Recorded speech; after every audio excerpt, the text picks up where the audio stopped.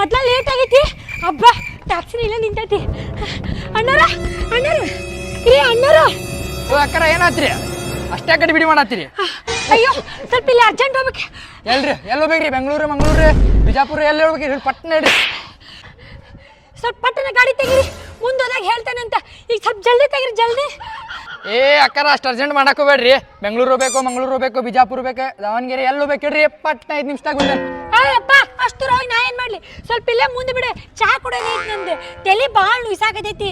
ಲಘು ಚಾ ಕುಡಿಲಿಲ್ಲ ಅಂದ್ರೆ ತೆಲ್ನೂ ಜೋರ್ ಆಕೈತಿ. ಅದಕ್ಕೆ ಅಯ್ಯೋ ಚಾ ಕುಡಿಯಕ್ಕೆ ಇಷ್ಟು ಅರ್ಜೆಂಟ್?